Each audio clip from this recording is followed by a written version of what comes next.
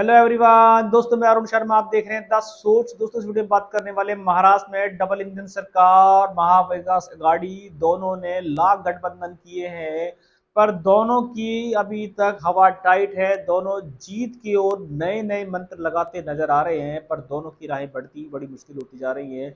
दोनों का नैया इस बार महाराष्ट्र में कैसे पार होगी, इस रुझान पे बात करने वाले। अगर आप चैनल पहली बार है, जुड़ सकते हैं सारी वीडियो को देख। दोस्तों, बात करते हैं महाराष्ट्र में डबल इंजन सरकार बीजेपी। बीजेपी ने देखा जाए तो शिंदे सरकार अजित पवार के साथ गठबंधन किया है, पर टिकट बंटवारा दोनों को ले डूब रहा है। यहां तक कि बीजेपी की ना बात को मानते हुए अजित पवार ने नवाब मलिक को मैदान में उतार दिया।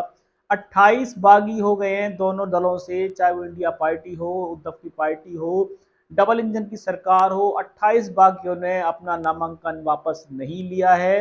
वो बीजेपी और इंडिया पार्टी के सामने आमने सामने खड़े हो गए हैं। दोनों की राहें इतनी आसान नहीं है जितना बीजेपी इंडिया पार्टी सोच रही थी।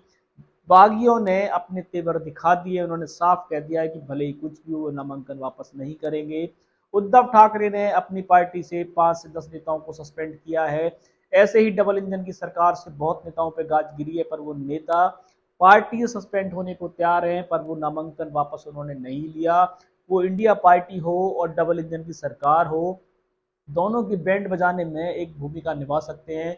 जहां double engine BJP, Shinde, Ajit Pawar, Devendra Fadnavis का गठबंधन जारी है। अजित पवार का 10 सीटों का मुद्दा बीजेपी सुलझा नहीं पाई, जिसके चलते अजित पवार अपनी मनमर्जी करते नजर आए। इसी बीचों बीच बागियों ने एक नया अपना अपना दल बना लिया और उन्होंने अपने नामांकन भर दिए। बीजेपी से इन बागियों को खतरा मंडरा रहा है। अगर दूसरी पार्टी इंडिया पार्टी की बात करें, इंडिया पार्टी ने देखा जाए तो ले दे के काफी बागियों को बनाने की कोशिश की। उसमें से कुछ बागियों ने वापस नामांकन ले लिए, पर उसके बावजूद भी पूरे महाराष्ट्र में अगर दोनों दलों को बागियों को गिना जाए तो 28 से ज्यादा बागी ऐसे हैं जो आमने सामने की फ्रंट लड़ाई लड़ रहे हैं। भले ही उनकी हार हो, भले ही जीत हो, पर वो बीजेपी की राहें और इंडिया पार्टी की राहें मुश्किल कर देंगे और दोनों दल इन बागियों को मनाने में नाकामयाब रहे। महाराष्ट्र का रण अपने आप में सबसे बड़ा उलझता हुआ रण जा रहा है। जहां बीजेपी अपने बागियों को मनाने में नाकामयाब रही, वही इंडिया पार्टी, उद्धव ठाकरे, राहुल गांधी, शरद पवार भी बागियों को मनाने में नाकामयाब रहे। कुछ बागी ऐसे अड़े हुए हैं कि उनकी हार जीत इस बार महाराष्ट्र की सरकार बनाने में सबसे बड़ा रोल निभाएगी। अब देखते हैं ये बागी, क्या कांग्रेस, इंडिया पार्टी उद्धव ठाकरे को अपना नेता मानेगी? क्या ये बीजेपी के बागी और कांग्रेस के बागी या उद्धव ठाकरे के बागी क्या बीजेपी के लिए राहें आसान करेंगे? क्योंकि इन बागियों की सबसे बड़ी भूमिका महाराष्ट्र के दल में होने वाली है, क्योंकि इन्होंने पार्टी सस्पेंड होना मुनासिब समझा, पर इंडिया पार्टी हो और महाराष्ट्र में डबल इंजन सरकार हो, उनसे वो डरने वाले नहीं थे।